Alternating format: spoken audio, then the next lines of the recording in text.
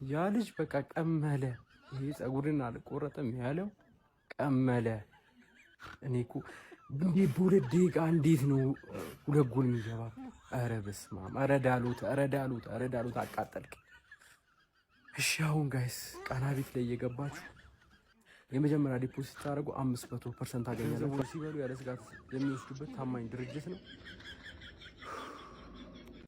ምን አይነት ጌም ነው የተመለከትነው ጋይስ? በጣም የሚገርም ፉክክር የተመለከትንበት ጨዋታ ነበረ። በ10ኛ ሳምንት እንግሊዝ ፕሪሚየር ሊግ ጨዋታ የሩበን አሞሪሙ ማንቸስተር ዩናይትድ ወደ ሲቲ ግራውንድ በማቅናት የሺያንድ አይቹን ኖቲንግሃም ፎረስትን በመቅጠም 2-2 በሆነ ውጤት በመለየት ነጥብ ጥሏል። በዚህ ጨዋታ ላይ ማንቸስተር ዩናይትዶች በካዝሜሮ 34ኛው ደቂቃ ላይ በተገኘች ጎል አማካኝነት 1-0 ሲመሩ ከቆዩ በኋላ ኖቲንግሃም ፎረስቶች ሁለተኛው አጋማሽ እንደተጀመረ አከታትለው በጊብስ ዋይት እንዲሁም ደግሞ ሶቫና ጎሎች አማካኝነት ማንቸስተር ዩናይትድን 2-1 መምራት ቻሉ። ታዲያ ከዛ በኋላ በድጋሚ ጫና ፈጥሮ መንቀሳቀስ የቻለው ማንቸስተር ዩናይትድ በአማድ ዲያሎ አስደናቂ የሆነች ቮሊ ጎል በማስቆጠር 81ኛው ደቂቃ ላይ ሁለታቻ አድርጎ ጨዋታው በዚህ ውጤት ተጠናቋል። ማንቸስተር ዩናይትዶችም ለሶስት ተከታታይ የፕሪሚየር ሊግ ጨዋታዎች ድል ማድረግ የቻሉ ቢሆንም ለአራተኛ ጨዋታ ግን ይህንን ታሪክ መድገም ተስኗቸዋል ማለት ነው። ጸጉሩን አልቆረጥም ያለው የማንቸስተር ዩናይትድ ደጋፊም ሌላ ጨዋታ እንግዲህ ከዜሮ መጀመር እንዳለበት እየተመለከትን እንገኛለን። ግን በጣም ቆንጆ ፉክክር የተመለከትንበት ጨዋታ ነበር። አዝናኝ የሚባል አይነት ጨዋታ ነበረ። ፈርስት ሃፍ ተመጣጣኝ እንቅስቃሴ ነበረ።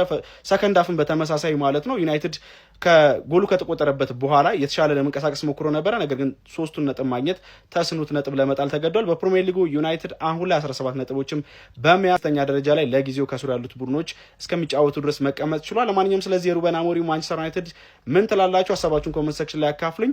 በናናቤት ስትመዘገቡ እስከ 350 ብር ቦነስ ማግኘት ትችላላችሁ። በናናቤት መጫወታችሁ እንዳትረሱ።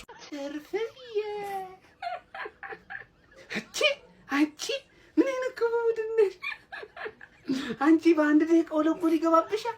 በአንድ ደቂቃ ሁለት ጎል ምን አይነት ስንፈተ መከላከል ነው ያዘሽ? አንቺ ምን አይነት ስንፈተ መከላከል ነው? እኛ እኮ 7 ጨዋታ ደረስን በክሊን ሺት። አንቺ እንዴት በሁለት ጎል በአንድ ደቂቃ ልዩነት ውስጥ አንቺ።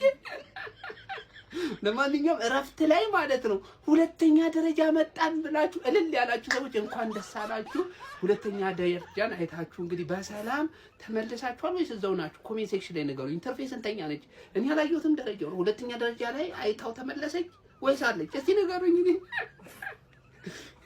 ያለ በአንድ ደቂቃ ሁለት ጎል የሚያስፈልገኝን እኮ እንካው ስር ተቤት ሰጠኝ 3 ነጥብ ትቼ 1 ነጥብ ይዤ እመጣለሁ። እኔ ማለት ነው ዳሎት ጀመር ተጫዋች አይደለም፣ ቆሎ አዟሪ ነው። ዳሎት ቆሎ አዟሪ ነው። ፓትሪክ ዶርጉ ማለት ነው በስማ በስንት ጣሙ እንዶ ፔሌ ነው። ፓትሪክ ዶርጉ ፔሌ ነው ከዳሎት ተጫዋች ነው እንዴ? አረ በስማ እበት ባስኬትቦል ጮት ይሄ ቆሎ ያዙር። አረ በስማ አምርብስ በዚህ ሳምንት 3ኛ ሆኜ ጨርሳለሁ ያልኩትን አሁን እንግዲህ በቃ አቻ አይገባኝም እኮ አቻ ቆይ ችግር የለውም። ይሄ ከሽንፈት ይሻላል ግን በአንድ ደቂቃ ሁለት ጎል ፌር አይደለም።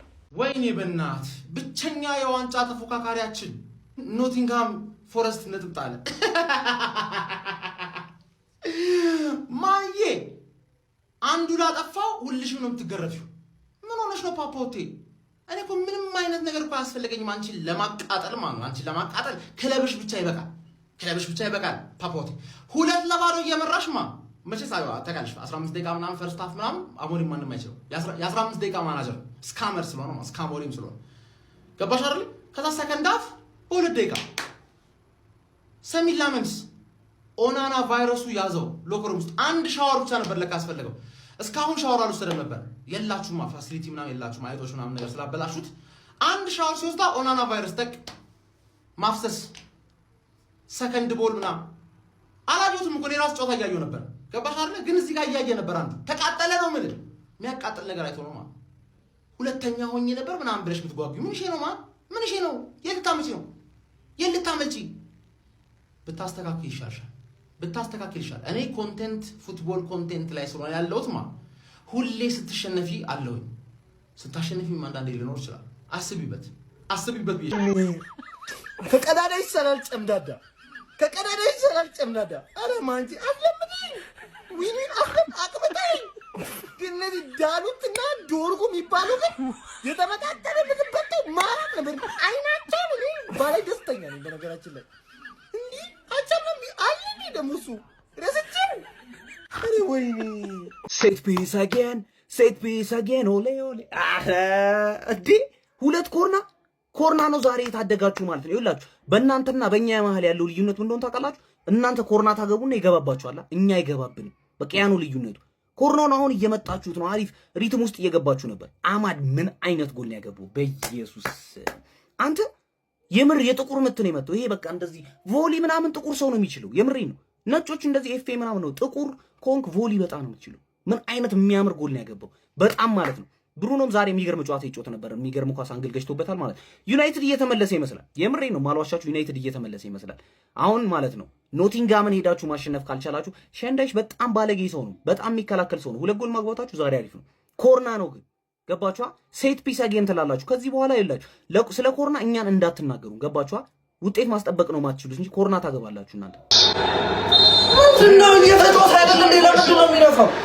Well, Sean Dyche will have mixed feelings in front for most of the second half. He has to settle for just a draw in his first home league match in charge of Nottingham Forest.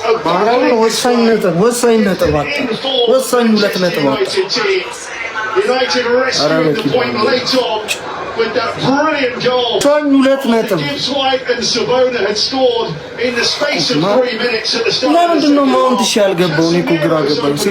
So many talking points, but at the end of it all, Forest 4 points from safety. ሴስኮን የመጨረሻ ነበር ማርክ አርገውት የነበረው በስማም ለኔ እስከ መጨረሻው ቢያንስ 80 ላይ እንኳን ሆኖ ለምንድን ነው ማውንትን የማያስገባው ብዬ ያሰብኩኝ ነበር። በእርግጠኝነት እኔ የምነግራችሁ ነገር ሴስኮ ተቀይሮ ማውንት ቢገባ ኩኛ 9 ቁጥር ቢሆን የሆነ ጎል እናይ ነበር በእርግጠኝነት ማለት ነው። ብቻ የሆነው ሆኗል። ለማንኛውም እኔ በጣም ያበሳጨኝ ወሳኙ ለነጥብ ማጣታችን ነው። ሌሎቹ አሁን ተቀራራቢ ነጥብ ላይ ያለናቸው ተቃጠልኩ ከሽንፈት የማይሻል ነው እኮ ነው እውነት እየመራን በደቂቆቹ